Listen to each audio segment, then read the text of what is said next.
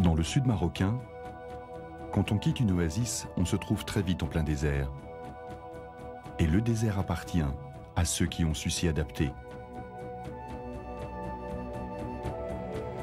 Sans aucun doute, les animaux qui ont le mieux réussi dans ce milieu hostile sont les reptiles. Poissons des sables, lézards, couleuvres, serpents, geckos, varans des sables, tous ont développé au fil de l'évolution des tactiques de chasse et des moyens de défense pour survivre. Le plus puissant de ces reptiles et le plus redouté est le cobra. Ce serpent souverain s'appelle Najahaji ou cobra d'Égypte.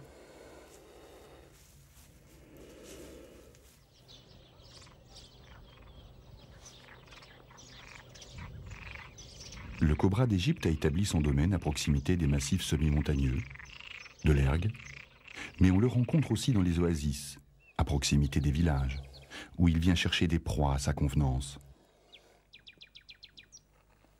Les hommes comme les animaux ont de bonnes raisons de le craindre.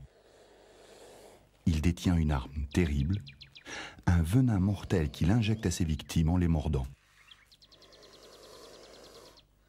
Son allure aussi a de quoi impressionner, surtout quand, pour intimider ses adversaires, il se dresse et déploie sa coiffe en élargissant la peau de sa nuque. Ce qui le rend plus effrayant encore, sa longueur, plus de 2 mètres, et la couleur de ses écailles, le noir, symbole de la mort. Avec un tel portrait, on pourrait croire le cobra sans faille. Pourtant, comme tous les serpents, il est sourd aux bruits extérieurs. Sa vue n'est pas mauvaise, mais il ne perçoit les formes ou les silhouettes que lorsqu'elles bougent. Malgré cela, c'est un prédateur hors pair. Et nous allons le suivre dans ses chasses.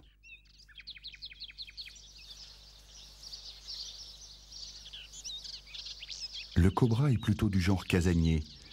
Il peut rester des jours et des jours dans le même trou ou sous le même bloc de rocher. Mais quand il part explorer son domaine en quête d'une proie, mieux vaut ne pas se trouver sur son chemin.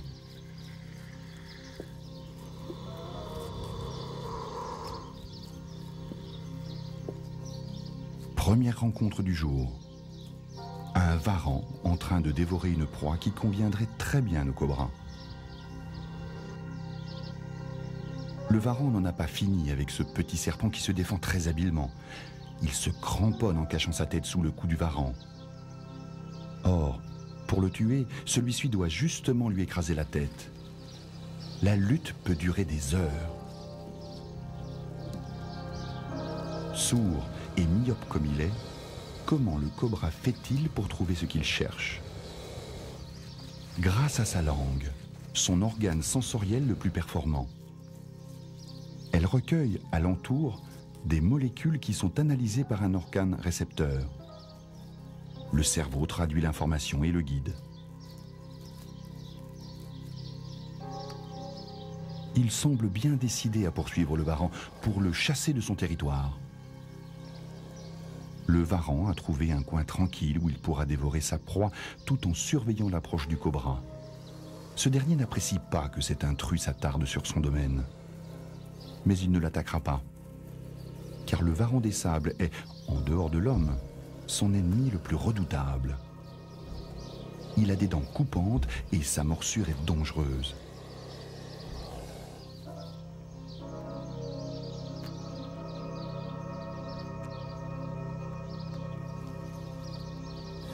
Le cobra renonce donc à s'emparer de ce petit serpent qu'il aurait volontiers mangé.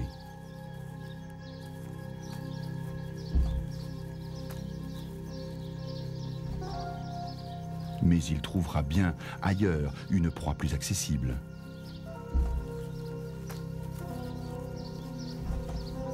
Ce lézard, par exemple, inoffensif, facile à attaquer.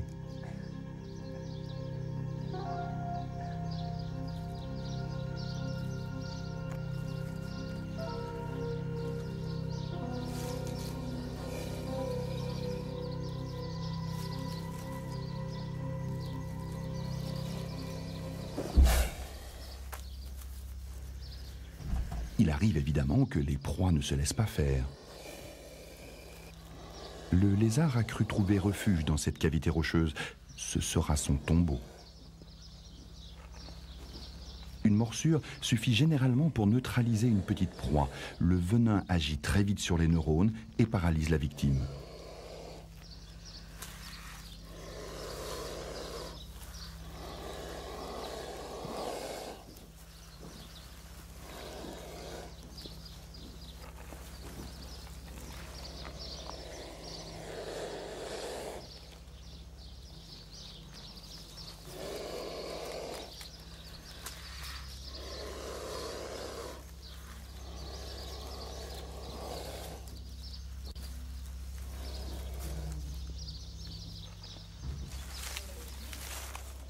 Décidément, il y a beaucoup d'agitation aujourd'hui sur le territoire du cobra.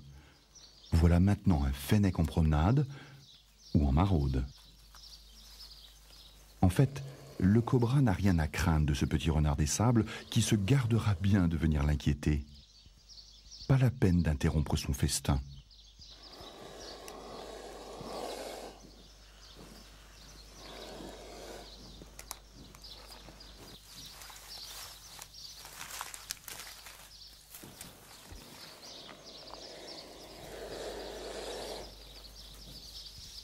Le fennec est incroyablement rapide, ce qui le rend redoutable pour les proies qu'il traque. Des oiseaux, des lézards, des petits rongeurs, mais sûrement pas des cobras.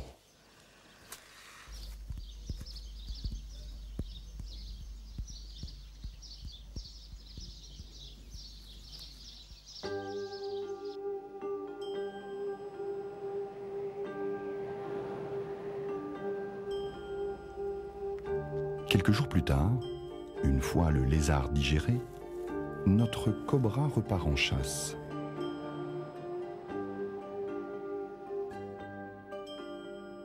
Que peut-il espérer trouver sur une dune de sable? Une gerboile? Un lézard? Un serpent fouisseur? Peut-être, mais ce sont autant de proies qui intéressent aussi un autre de ses ennemis, le hérisson.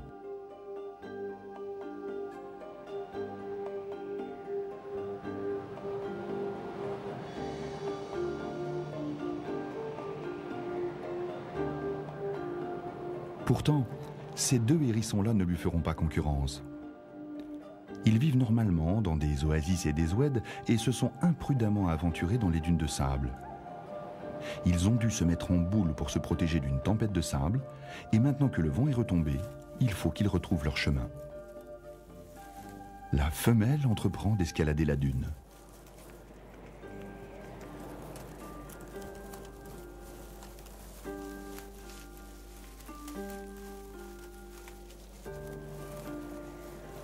Ces hérissons ne sont pas familiers de ce milieu et n'en connaissent pas les dangers. L'escalade se termine parfois plus vite qu'on ne le voudrait. Au pied de la dune, le cobra a finalement rencontré un autre congénère, une femelle. Ils sont en train de faire connaissance. Lorsque les serpents sont en quête d'un partenaire, il arrive qu'un mâle et une femelle d'espèces différentes se courtisent, se caressent quelques instants, mais leur idylle va rarement jusqu'à l'accouplement. Ces deux-là, en tout cas, ont été dérangés dans leur intimité par la chute du hérisson.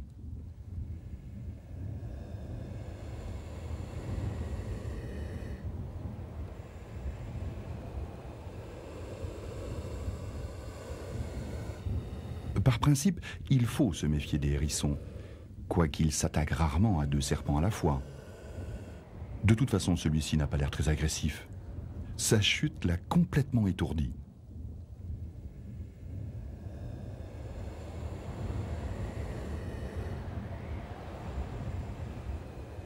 Ils sont à peine remis de leur étonnement qu'un deuxième intrus arrive.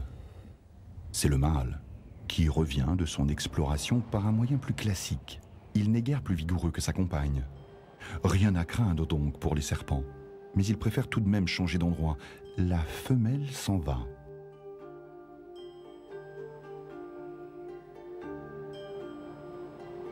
Le cobra hésite encore, observe bien les hérissons pour être sûr qu'ils n'ont pas l'intention de l'attaquer. et s'éloigne à son tour.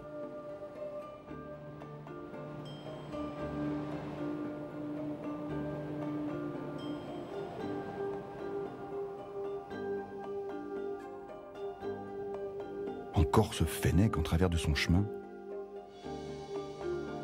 Peut-être une amorce de menace suffira-t-elle à le faire fuir.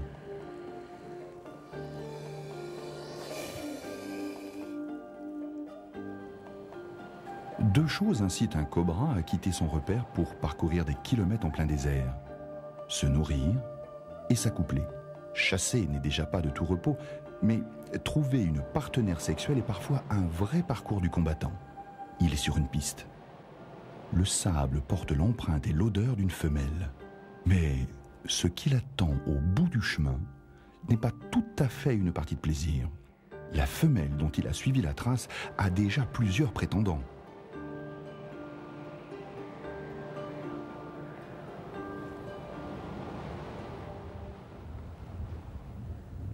Si notre cobra veut gagner les faveurs de la femelle, il devra affronter et évincer toute une bande de rivaux. Une occasion pour lui de prouver sa force. Mais quelle épreuve! Il faut quelques minutes avant que les duels ne commencent. Les serpents prennent le temps de s'observer. Le comportement de l'un déterminera les réactions de l'autre.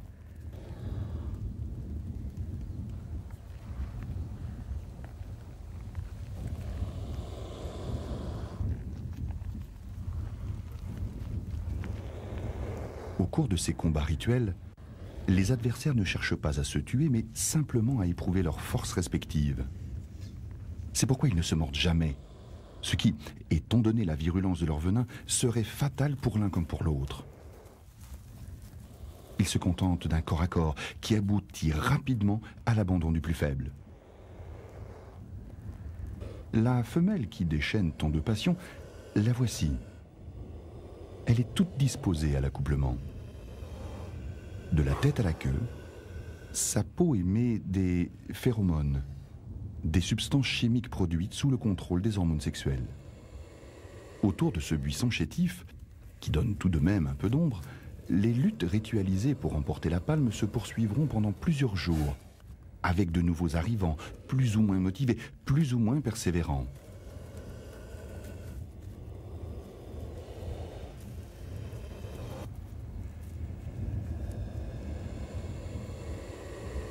Il arrive parfois que, dans le feu de la compétition, plus de 2 candidats se mettent en lice en même temps.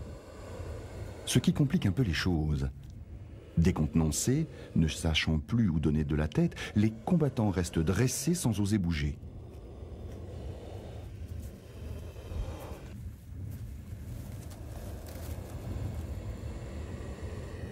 Une assemblée de sages ou de sorciers délibérant en secret sur les affaires du monde, telle fut l'impression d'un naturaliste du début du siècle, témoin d'une de ces rencontres.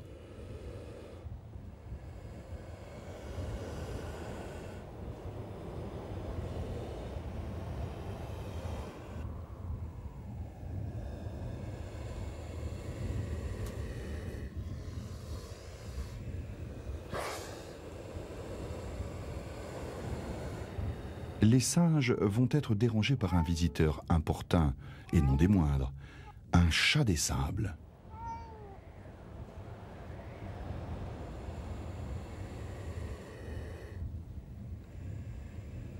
L'un des pires ennemis des cobras, puisqu'il les attaque sans crainte. Dans l'arène des prétendants, c'est le statu quo.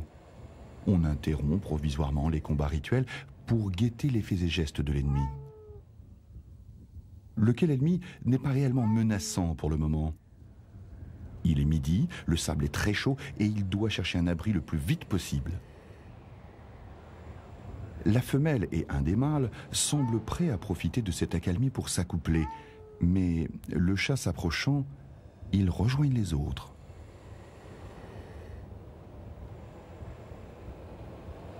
Panique générale parmi les cobras. Et ce sont ces menaces concertées qui vont inciter le chat à changer de direction. Pas question de s'attaquer à cette bande de serpents déchaînés.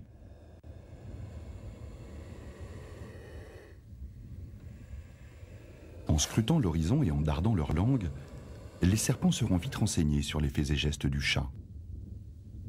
Mieux vaut rester sur ses gardes, au cas où celui-ci changerait d'avis. Mais non. Décidément, lui semble plus préoccupé de s'abriter que de chasser.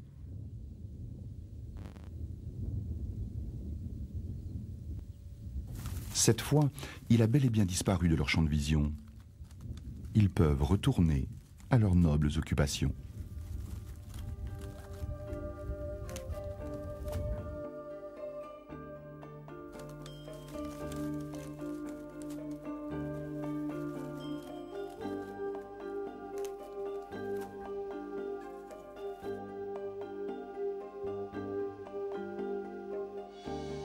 Vu les circonstances, on ne sait pas très bien qui est sorti vainqueur des tournois, mais c'est notre cobra qui va avoir la chance de s'accoupler avec la femelle tant convoitée.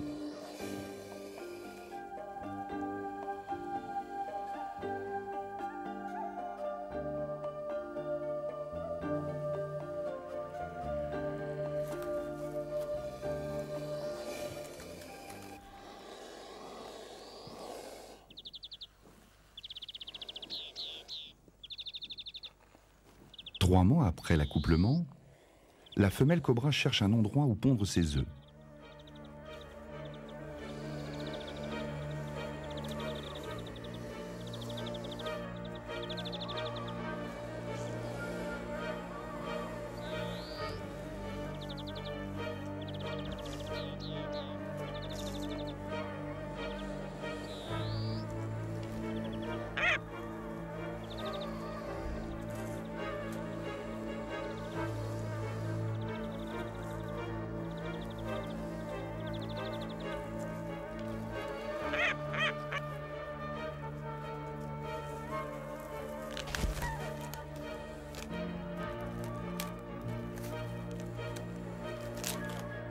Cette cavité rocheuse pourrait lui convenir, mais elle est occupée par un jeune faucon qui est tombé du nid. Ne sachant pas encore voler, il s'est réfugié ici. Qu'à cela ne tienne, la femelle cobra va le déloger. Le jeune faucon est pris au piège dans cette fosse, mais il ne se laissera pas faire.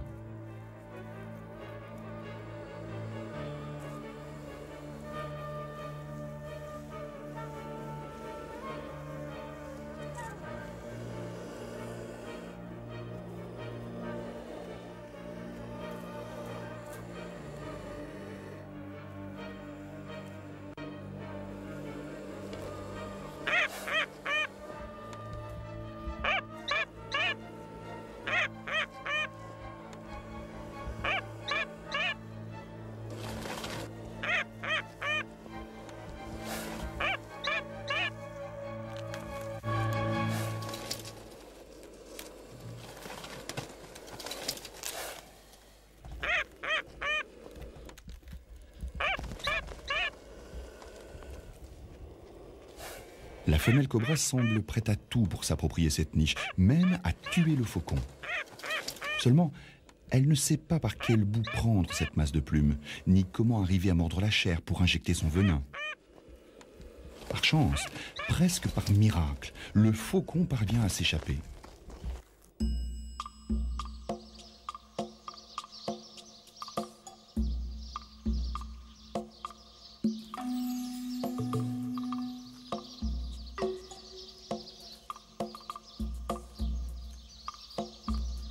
Inspection des lieux, où l'on verra le cobra découvrir, non loin du nid, pire qu'un mangeur d'œufs, un mangeur de serpents.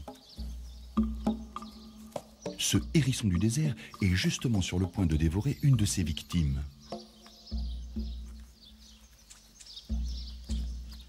Le hérisson a entendu un bruit suspect et assez inquiétant pour qu'il abandonne sa proie.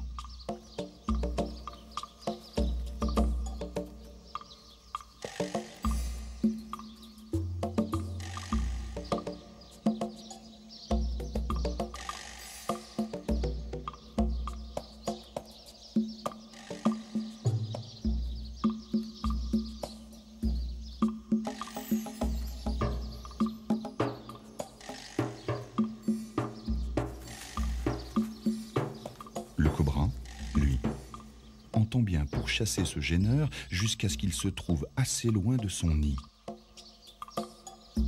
Pour l'instant, il le suit à distance, mais tout à l'heure, il le dépassera discrètement pour le surprendre.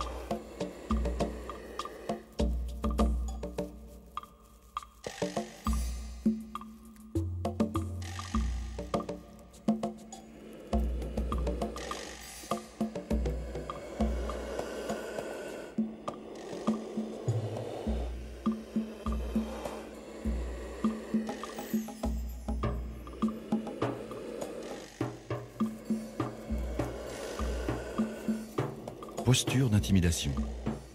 Pour la forme, car le cobra hésite toujours à mordre un hérisson, on le comprend.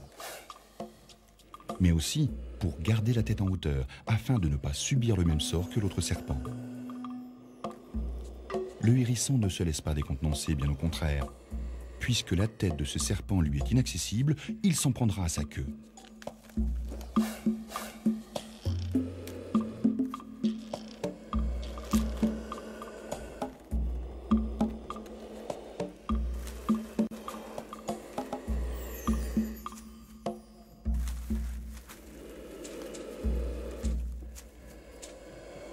Le cobra a compris la leçon. Autant laisser le hérisson passer son chemin sans plus l'inquiéter.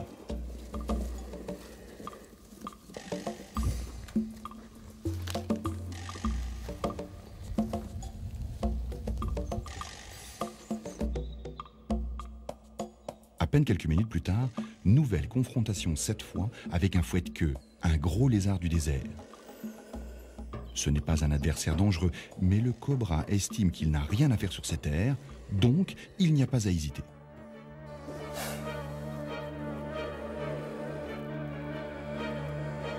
Attaque foudroyante, morsure instantanée. Seulement, le fouette-queue a été aussi rapide que lui. Il lui mord violemment la mâchoire inférieure et refuse de le lâcher.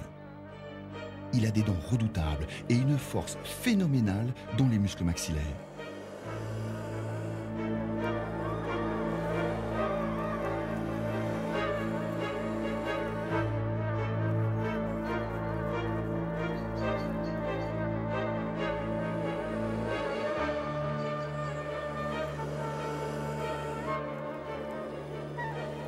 Le cobra est désemparé. Lui qui croyait avoir affaire à un adversaire facile, le voilà en mauvaise passe.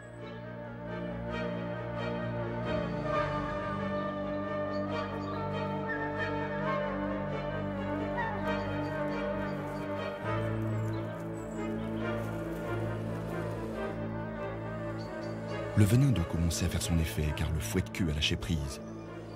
Juste le temps de se remettre un peu de ce choc, et le cobra revient à la charge.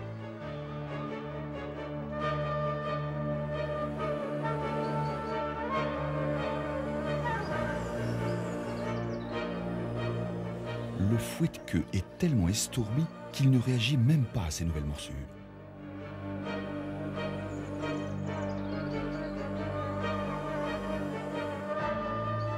Le problème, c'est que le cobra ne pourra pas avaler ce lézard à cause de sa large queue faite d'anneaux épineux. Et il le sait. Alors, à quoi bon s'acharner sur lui ?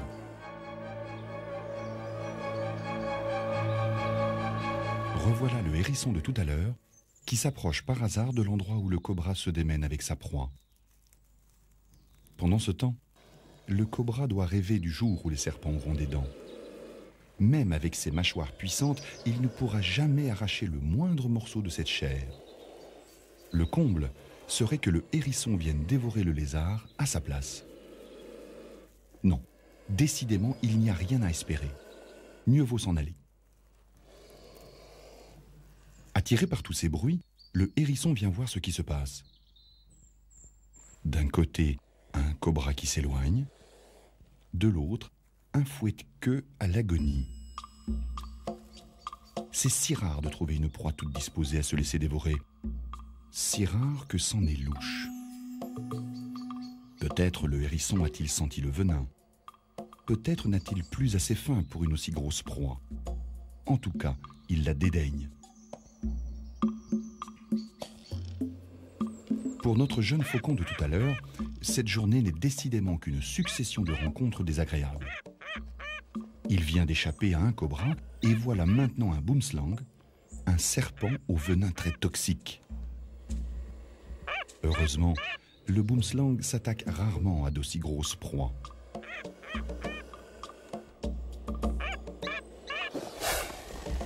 Si celui-ci vient de sauter sur le faucon, c'est sans doute qu'il a été surpris par son mouvement. Il passe son chemin sans insister.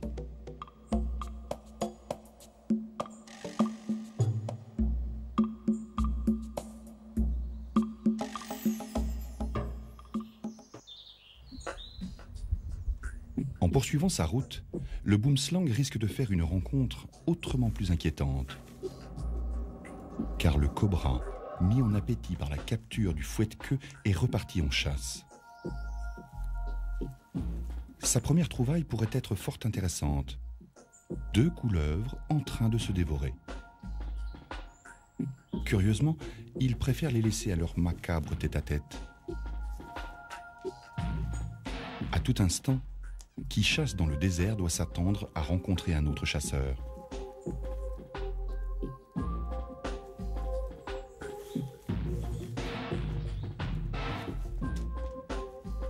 Revoici le boomslang, pressé maintenant de s'abriter du soleil. C'est un des serpents les plus rapides dans sa reptation. Le cobra n'entend pas comme nous parce qu'il n'a pas d'oreille externe, mais il perçoit les vibrations transmises par le sol. Il a bien entendu quelque chose approcher. Il ne lui reste qu'à affiner sa recherche à l'aide de sa langue. Pour le cobra, le boomslang fait partie des proies possibles.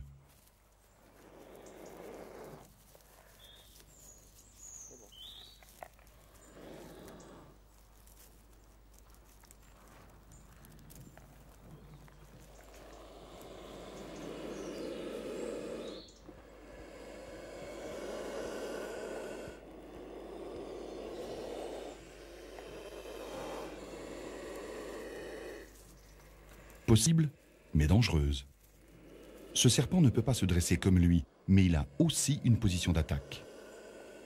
Le cobra était le plus rapide. Tuer la proie ne prend qu'un dixième de seconde. Ce qui est beaucoup plus long, c'est de l'avaler une fois qu'elle est paralysée par le venin.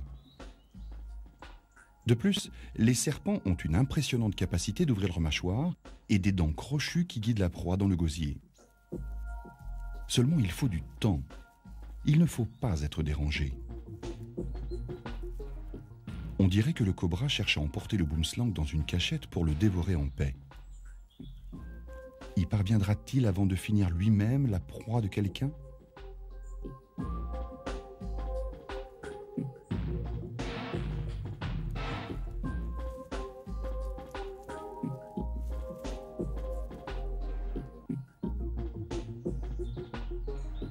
Il a finalement renoncé à déplacer son boomslang et reprend son festin. Le venin a également pour effet de dissoudre les chairs, ce qui facilite aussi bien l'ingestion que la digestion. Contrairement aux lézards qui mangent en général un grand nombre de proies de petite taille, les serpents absorbent en une fois de grandes quantités de nourriture et peuvent supporter de longues périodes de jeûne. Ce qui leur permet de rester longtemps tapis dans leurs repères, loin des dangers de toutes sortes.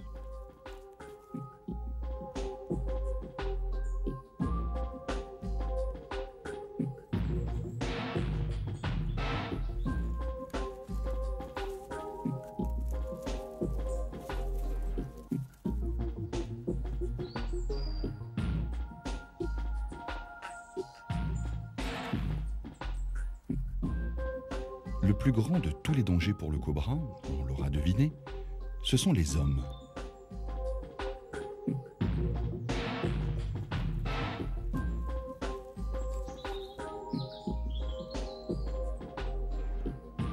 Les hommes des villages qui se trouvent sur son territoire et qui ont peur de lui. Encore un petit effort et il aura englouti 1,80 m de chair. Il lui faudra plusieurs jours pour digérer cela.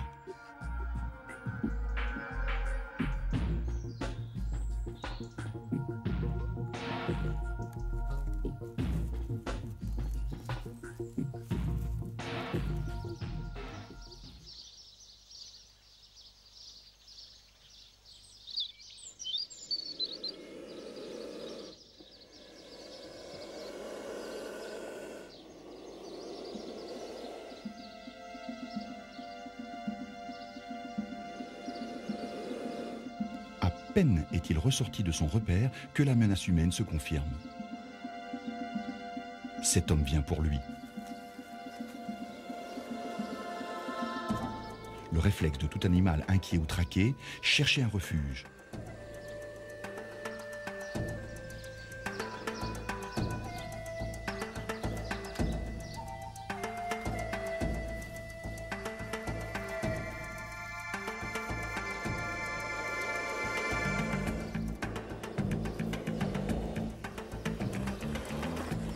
Cet homme, c'est Haj Ahmed, un Aïssaoui, un charmeur de serpents.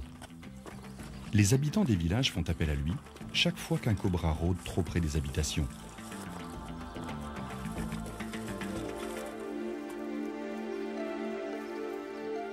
Alors, il vient à l'endroit où le cobra a été repéré plusieurs fois.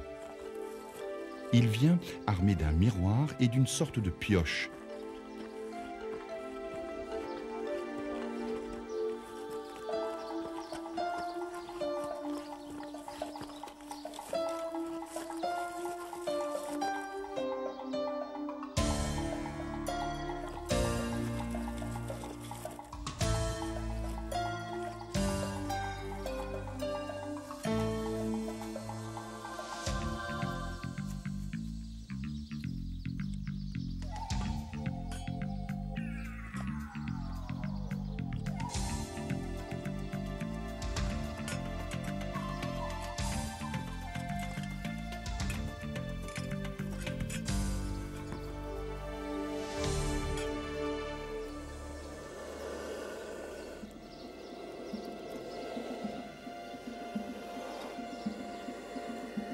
Il inspecte chaque buisson, frappant le sol pour effrayer le serpent. Paniqué par ce remue-ménage, celui-ci finira par se réfugier dans un trou qui sera son piège. Le miroir sert à refléter la lumière pour éclairer les trous sombres. Ces 2 heures de recherche n'auront pas été vaines. Haj Ahmed doit maintenant capturer le cobra sans le blesser ni lui faire peur, car il faut, dit-il, que le serpent garde sa dignité.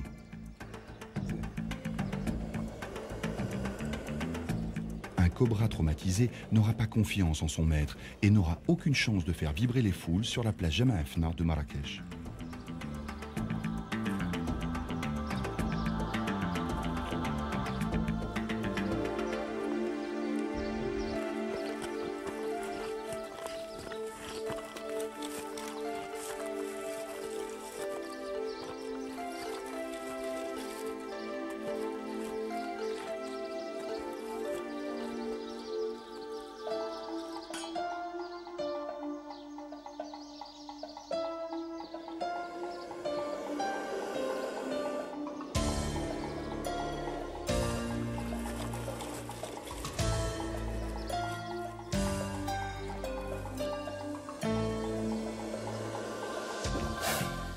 Un petit test pour savoir si le cobra réagit bien au mouvement.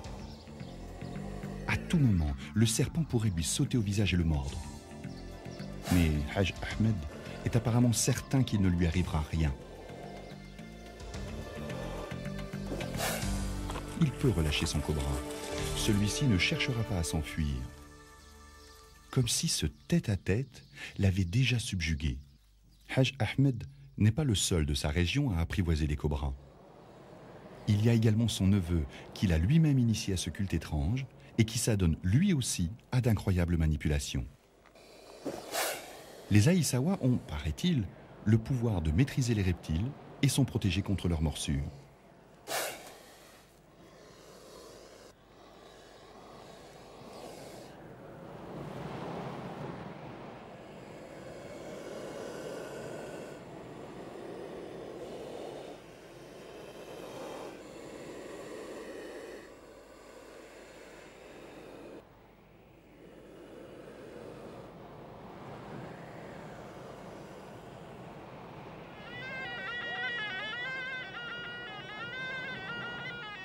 Une fois qu'il a capturé le cobra, l'Aïssaoui en est le propriétaire.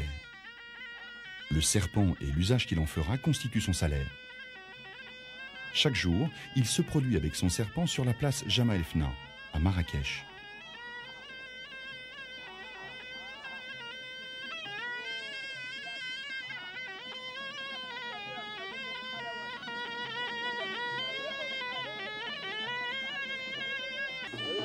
Les charmeurs de serpents ont toujours voulu faire croire que ces derniers étaient sensibles à la musique.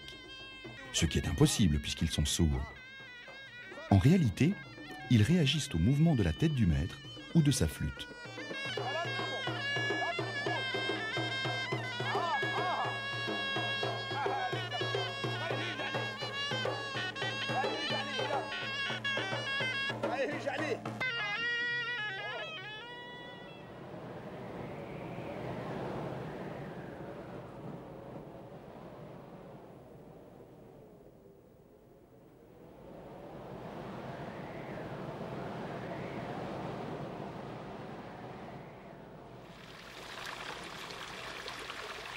Lorsqu'au printemps, les neiges des hautes montagnes commencent à fondre, les oueds du désert se remplissent et ressemblent pour quelque temps à des rivières intarissables. Cette eau, presque miraculeuse, attire bien entendu toute la faune des alentours, ce qui donne des rencontres heureuses pour les uns, dangereuses pour les autres.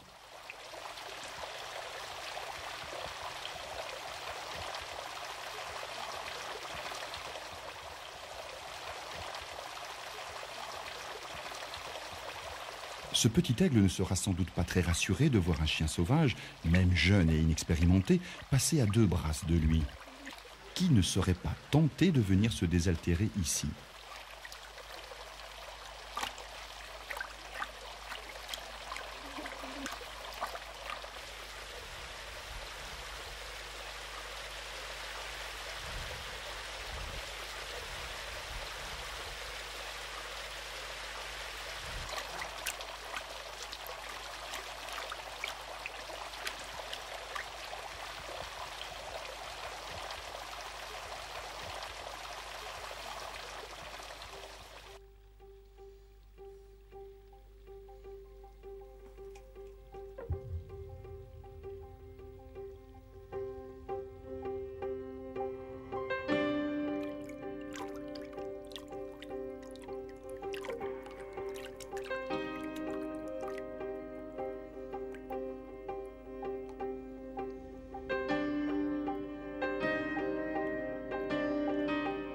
Méfiant, le cobra a d'abord choisi un poste d'observation qui le met pour l'instant à l'abri de tout danger.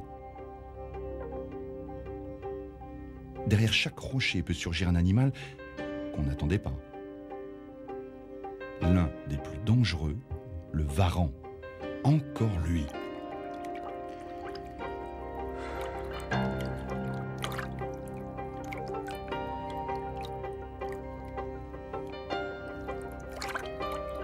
Visible hésitation du varan. Le hérisson est pour tout le monde une proie aussi appétissante que repoussante.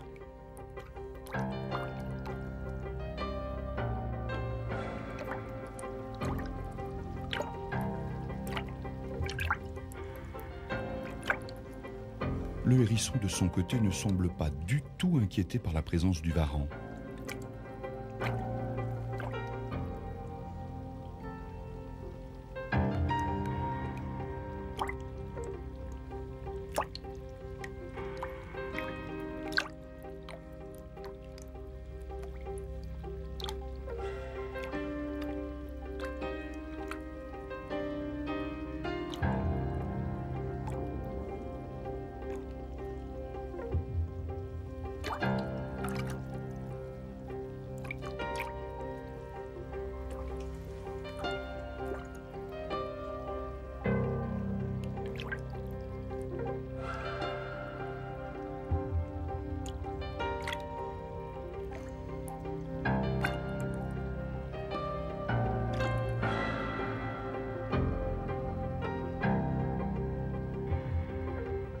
Il aime l'eau, il est bon nageur et il en profite.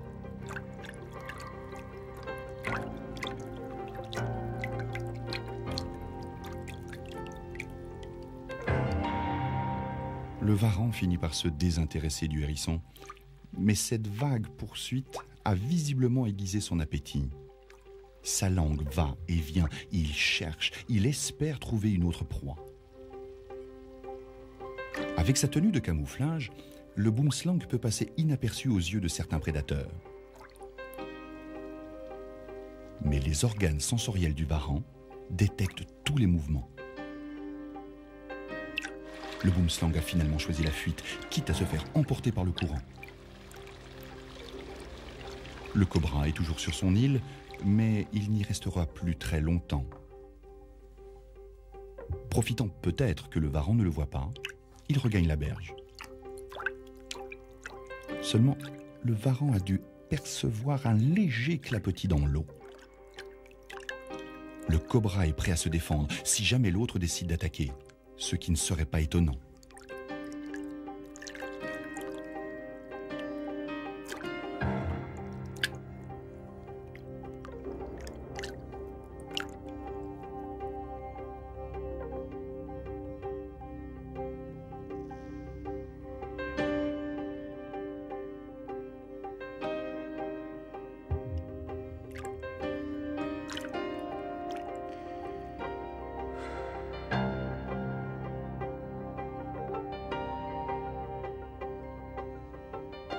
Changement de programme.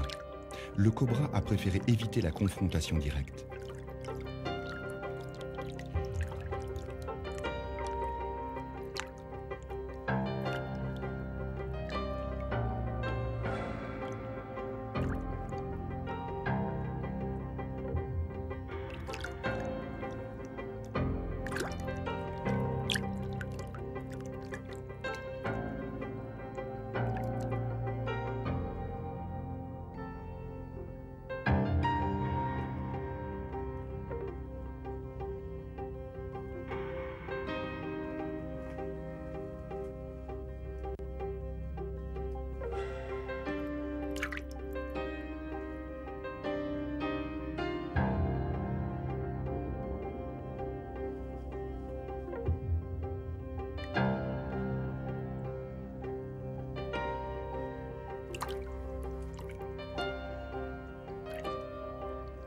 Il a choisi de se glisser dans cette cavité sur la berge sablonneuse et de voir venir. Maintenant, ces deux puissants prédateurs se tiennent mutuellement en échec. Contrairement à son habitude, le cobra a opté pour la fuite. Mais ce n'est qu'une apparence. Perché dans cette tour de sable, il est en réalité en position de force. L'attaquer serait prendre un gros risque.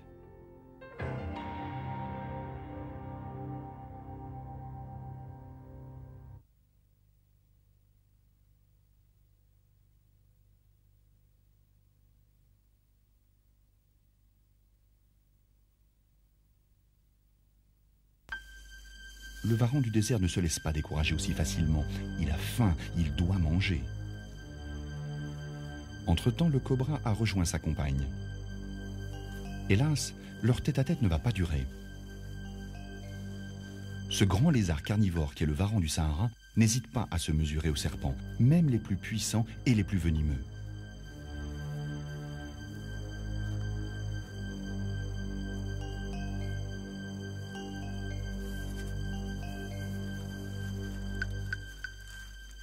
Les langues bifides s'activent, les corps se dressent. On dirait que les cobras ont senti le danger.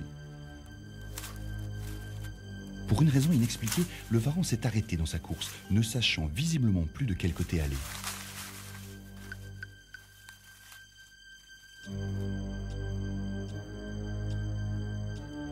C'est que la donne a changé. La femelle a quitté son partenaire pour regagner son repère et retrouver sa couvée.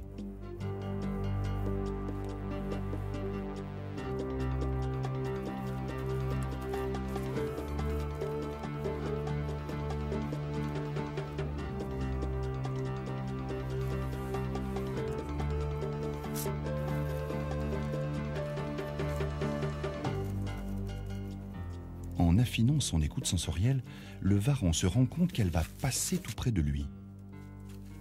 La voilà. Elle a senti, elle aussi, quelque chose. Bizarrement, le varan la laisse passer sans broncher, troublé peut-être par le mouvement qu'il vient d'apercevoir juste en face.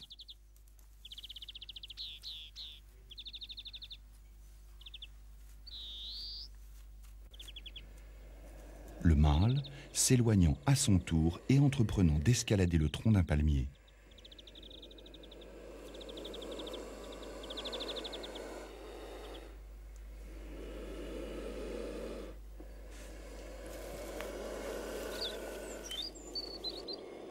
Entre-temps, le varan a retrouvé la femelle. Nouvelle confrontation avec elle, qui ira cette fois jusqu'au combat.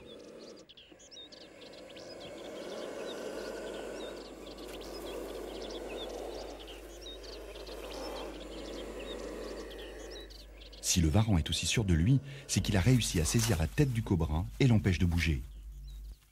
Il lui suffit d'être patient, de ne pas lâcher prise. Le serpent finira par étouffer.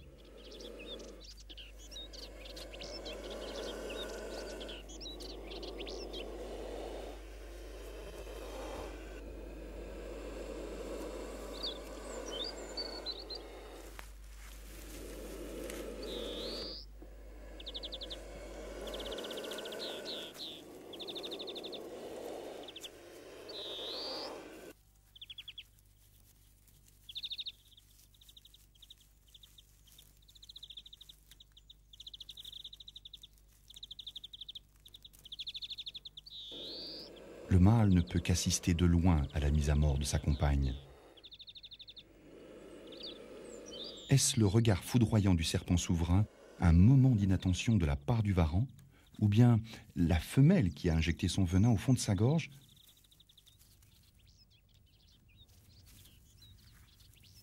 Toujours est-il que le varan a lâché prise et qu'elle parvient à s'échapper.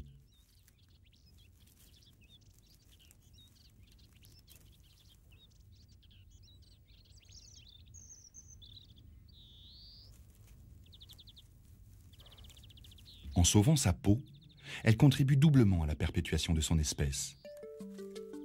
Non seulement elle va continuer à vivre, mais elle peut reprendre, au creux des rochers écrasés de soleil, la surveillance de ses œufs. Aussi puissant soit-il, le cobra n'est jamais tout à fait à l'abri d'un danger. Mais disons que grâce à l'arme fatale qu'est son venin, il a davantage de chances d'échapper à la mort.